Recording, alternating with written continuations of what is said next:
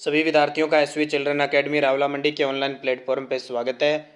कक्षा 11 विषय इतिहास और अध्याय हमारा जो चल रहा है वो चल रहा है 7 नंबर। हमने पहले छठा पाठ शुरू किया था, लेकिन आपको जैसे ही पता है कुछ हमने उस पाठ को छोड़ दिया क्योंकि वो पाठ्यक्रम से हटा दिया गया है। पाठ्यक्रम ने देख लिया कौन कौन से अध्याय हैं वो हटाए गए हैं, उसी हिसाब से आपको पढ़ना है। तो छठा जो 3 वर्ग नाम का पाठ था उसको हटा दिया गया है, तो हम अब उसको नहीं पढ़ेंगे। और 7वां पाठ चल रहा है हमारा, तो आज हम पढ़ेंगे वास्तुकला।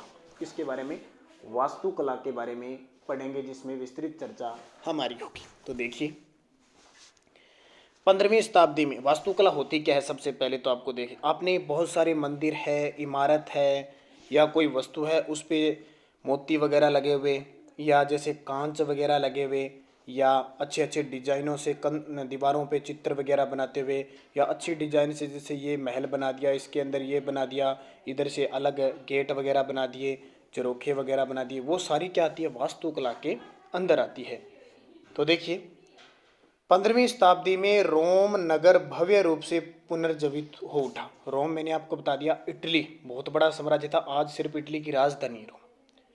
1417 से पोप राजनीतिक दृष्टि से शक्तिशाली बन गए, और वहाँ का शासक जो राजा होता था पोप, सबसे शक्ति राजा से भी शक्तिशाली होता था पोप, क्योंकि 1378 से दो प्रतिस्पर्धी पोप के निर्वाचन से जन्मी दुर्बलता का अंत हो गया था। उन्होंने रोम के इतिहास के अध्ययन को सक्रिय रूप से प्रोत्साहित किया। पुरातत्वविदों पुरातत्व का नया हुनर द्वारा रोम के अवशेषों का सावधानी से उत्खनन किया गया।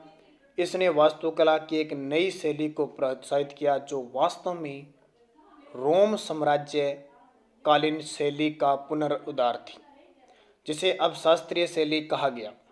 पोप धनी व्यापारियों और अभिजात वर्ग के लोगों ने उन वास्तुविदों को अपने भवनों को बनाने के लिए नियुक्त किया जो शास्त्रीय वास्तुकला से परिचित थे। चित्रकारों और शिल्पकारों ने भवनों को लेप चित्रों, मूर्तियों और उभरे चित्रों से भी सुसज्जित किया। इस काल में कुछ ऐसे भी लोग हुए जो कुशल चित्रकार थे। कल मैंने आपको बताया था ना, हुनर होता है अलग अलग में। क्यों को चित्रकारी में बड़ा शौक होता है, आज भी विद्यार्थी होते हैं ना, क्यों को आपको पता है चित्रकारी में शौक होता है। कई मूर्ति बना देते हैं बड़ी ज़बरदस्त, की सीधे लकड़ी दे दो उनको, मिट्टी दे दो या कोई और पदार्थ दे दो। कोई वास्तुकार होते हैं डिजाइन बता देते हैं ऐसे करके। कई मिस्त्री देखे ना, बड़ी ज़बरदस्त तरीके से घर का डिजाइन करते हैं।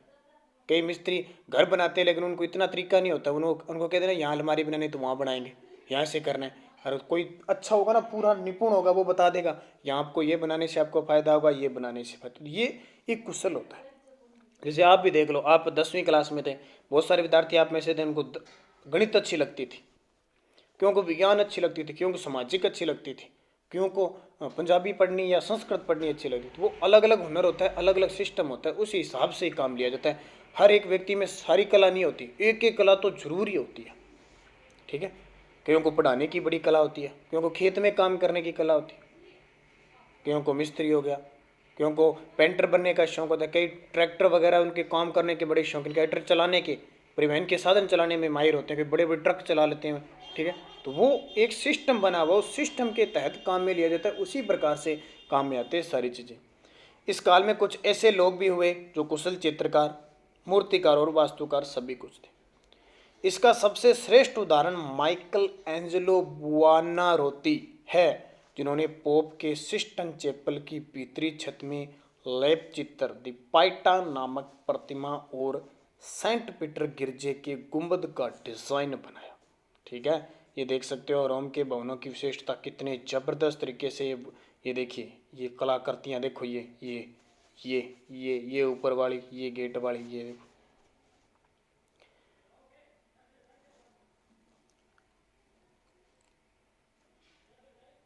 ठीक है, और इनकी वजह से माइकल एंजेलो अमर हो गए। ये सारी कलाकृतियां रोम में ही हैं। वास्तुकार फिलिप्पो बुर्नेसेली, जिन्होंने फ्लोरेंस के भव्य गुंबद का परिरूप प्रस्तुत किया, उस समय की बात है, 13वीं 14वीं शताब्दी, देखो, ने अपना पेशा एक मूर्तिकार के रूप में शुरू किया। इस काल में एक और अनोखा बदलाव हुआ। अब कलाकार की पहचान उसके नाम से होने लगी, न कि पहले की तरह उसके संग या श्रेणी के से। अब ये देखिए गुंबद है ऊपर वाला, ये गुंबद होता है, ये गुंबद आज भी मंदिरों में है ना ऐसा, उस समय चल गया था। देखो अब आती है प्रथम मुद्रित पुस्तकें, जो आज अपनी मशीनों से आती है ना सीधी, तो पहले हाथों से लिखते थे, फिर मुद्रित होने लगी, छोटी मोटी ऐसी सिस्टम आ गया, उससे क्या पंच कार्ड से वगैरह से मुद्रित होने लगी। दूसरे देशों के लोग यदि महान कलाकारों द्वारा रचित लेप चित्रों, मूर्तियों या भवनों को देखना चाहते थे तो उन्हें इटली की यात्रा करनी पड़ती थी। किंतु जहाँ तक साहित्य की बात है तो कुछ भी इटली में लिखा गया विदेशों तक पहुँचा। ये सब 16वीं शताब्दी की क्रांतिकारी मुद्रण प्रौद्योगिकी की दक्षता की वजह से हुआ। इसके लिए यूरोपीय लोग अन्य लोगों के मुद्रण प्रौद्योगिकी के लिए चीनियों के साथ और मंगोल शासकों के ऋणी रहे, क्योंकि यूरोप के व्यापारी और राजनीतिक मंगोल शासकों के राज दरबार में अपनी यात्राओं के दौरान इस तकनीक से परिचित हुए थे। ऐसा ही अन्य 3 प्रमुख तकनीकी नवीकरण आग्नेय शास्त्र, कंपास और फलक के विषय में हुआ। इससे पहले किसी ग्रंथ की कुछ ही हस्तलिखित प्रतियां थीं। सन 1455 में जर्मन मूल के जोहानसेन गुटनबर्ग, जिन्होंने पहले छापे खाने का निर्माण किया, उनकी कार्यशाला में बाइबल की 150 प्रतियां छपी। इससे पहले इतने ही समय में एक धर्म भिक्षु बाइबल की केवल एक ही प्रति लिख पाता था। 15वीं शताब्दी तक अनेक क्लासिकी ग्रंथें, जिनमें अधिकतर लातीनी ग्रंथ थे, उनका मुद्रण है वो इटली में हुआ था। चूंकि मुद्रित पुस्तकें उपलब्ध होने लगी और उनका क्रय संभव होने लगा, छात्रों को केवल अध्यापकों के व्याख्यान से बने नोट पर निर्भर नहीं रहना पड़ा। अब विचार, मत और जानकारी पहले ही की उपेक्षा तेजी से प्रसारित हुई। नए विचारों को बढ़ावा देने वाली एक मुद्रित पुस्तक कई सौ पाठकों के पास बहुत जल्दी पहुंच सकती थी। अब पाठक एकांत में बैठकर पुस्तक को पढ़ सकता था, क्योंकि वह उन्हें बाजार से खरीद सकता था। इससे लोगों में पढ़ने की आदत का विकास हुआ। पहले क्या होते थे, एक ही पुस्तक हाथों से लिखे होते थे। अब ऐसे थोड़ी है 500 पेजों की जो ग्रंथ है वो दोबारा हाथों से लिखा जाएगा, जल्दी से नहीं लिखा जाएगा। बाद में मुद्रित होने लगी और एक ही पुस्तक, अब एक पुस्तक से कॉपी होती है ना, जैसे अपनी फोटो कॉपी करते हैं, वैसे प्रिंटेड होती गई और बहुत सारे लोगों के पास पहुंच गई, यानी बाजार में खरीदने के लिए उपलब्ध हो गई। 15वीं शताब्दी के अंत से इटली की मानवतावादी संस्कृति का आल्प्स पर्वत के पार बहुत तेज फैलने का प्रमुख कारण यहाँ पर छपी हुई पुस्तकों का विवरण था। इससे स्पष्ट है कि पहले के बौद्धिक आंदोलन खास क्षेत्रों तक ही सीमित क्यों रहते थे। मनुष्य की एक नई संकल्पना। मानवतावादी संस्कृति की विशेषताओं में एक था मानव जीवन पर धर्म का नियंत्रण और कमजोर होना। इटली के निवासी भौतिक संपत्ति, शक्ति और गौरव से बहुत ज़्यादा आकर्षक थे, परंतु ये जरूरी नहीं कि वे अधार्मिक थे। वेनिस के मानवतावादी फ्रांचेस्को बर्बारो ने अपनी एक पुस्तक में संपत्ति अधिग्रहण करने को एक विशेष गुण कहकर उसकी तरफदारी की। लोरेंचो वल्ला विश्वास करते थे कि इतिहास का अध्ययन मनुष्य को पूर्णतः जीवन व्यतीत करने के लिए प्रेरित करता है। यानी पीछे का अध्ययन, आज हम इतिहास पढ़ रहे हैं, क्या जरूरी है, लेकिन इससे हमें पता चलता है कि पहले चीज़ें क्या थी, अब क्या परिवर्तन हुआ, कैसा सिस्टम था। हमें नॉलेज होना चाहिए हमारी संस्कृति का, इतिहास का, भूगोलिक का। नहीं तो हमें क्या लेना है इतिहास से, भूगोल से, राजनीति लेना क्या है।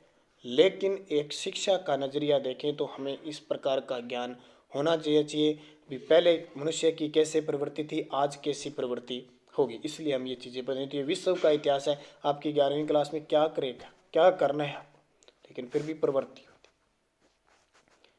उन्होंने अपनी पुस्तक ऑन प्लेजर में भोग विलास पर लगाई गई ईसाई धर्म की निषेधाज्ञा की आलोचना की। इस समय लोगों में अच्छे व्यवहार के प्रति दिलचस्पी थी। व्यक्ति को किस तरह विनम्रता से बोलना चाहिए, कैसे कपड़े पहनने चाहिए और एक सभ्य व्यक्ति को किस में दक्षता हासिल करनी चाहिए। मानवतावाद का मतलब यह भी था कि व्यक्ति विशेष सत्ता और दौलत की होड़ को छोड़कर अन्य माध्यमों से जीवन को रूप दे सकता है। यह आदर्श इस विश्वास के साथ घनिष्ठ रूप से जुड़ा था कि मनुष्य का स्वभाव बहुमुखी है, यानी चारों तरफ उसका मुख जाता है ना, जो कि तीन तीन भिन्न वर्गों में, जिसे सामंती समाज विश्वास करता था, के विरुद्ध किया। अब देखो, निकोलो मैकियावेली अपने ग्रंथ द प्रिंस के 15वें अध्याय में मनुष्य के बारे में लिखते हैं। कौन है? मैकियावेली, बहुत ही बड़े एक अर्थशास्त्री कह सकते हैं, इतिहासकार थे। काल्पनिक बातों को यदि अलग कर दें और केवल उन्हीं विषयों के बारे में सोचें जो वास्तव में है। मैं ये कहता हूँ कि जब भी मनुष्य के बारे में चर्चा होती है, विशेषकर राजकुमारों के बारे में जो जनता की नज़र में रहते हैं, तो उनके अनेक गुण दिख जाते हैं जिनके कारण वे प्रशंसा व निंदा के योग्य बने।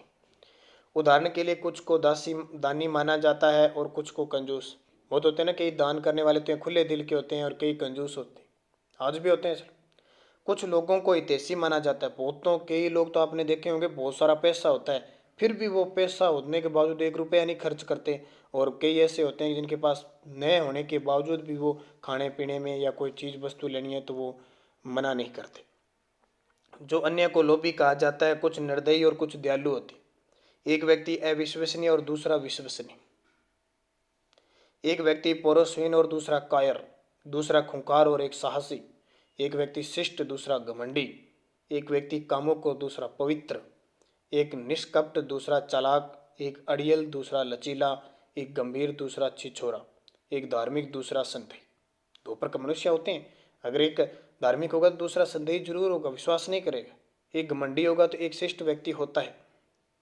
एक जिसके मन में कपट होता है, चालाक होता है। एक होता है एकदम शुद्ध दिल का, सब बातें कह देता है। तो 2 प्रकार की विशेषता होती है मनुष्य में, ये परंपरा चली आ रही है। मैं केवल यह मानते हैं कि सभी मनुष्य बुरे हैं और वे अपने दुष्ट स्वभाव को प्रदर्शित करने में सत्य तत्पर रहते हैं। आज बात ये लागू होती है, आपको पता है, किसी न किसी मनुष्य में किसी प्रकार की कमी होती है। कोई ना कोई वो गलत काम कर बैठता है, किसी न किसी प्रकार की उसमें गणना होती है। क्योंकि कुछ हद तक मनुष्य की इच्छाएं अपूर्ण रह जाती है। मैकियावेली ने देखा कि इसके पीछे प्रमुख कारण है मनुष्य अपने समस्त कार्यों में अपना स्वार्थ देखता है। कोई बात है, स्वार्थ देखता ही देखता है। ठीक है, अब कल पढ़ेंगे महिलाओं की आकांक्षाएं। तो यहाँ तक दोबारा एक बार पढ़ लिया करो। आप पढ़ोगे तो आपके समझ में आएगी बातें, नहीं पढ़ोगे तो कुछ समझ में नहीं आएगी आपने पढ़ा क्या। क्योंकि एक बार पढ़ाने के बाद पढ़ा जाता है तो पता लग जाता है कि कहानी क्या है, किस प्रकार इसमें विवरण दिया गया है। तो आज क्या है, रूटीन कहानी बनती रहती है ना, तो याद रहता है। अब ये पाठ तो आपके लिए सरल है, आगे आगे पाठ सरल आते जाएंगे, ध्यान रखना। ठीक है, तो कल पढ़ेंगे महिलाओं की आकांक्षा।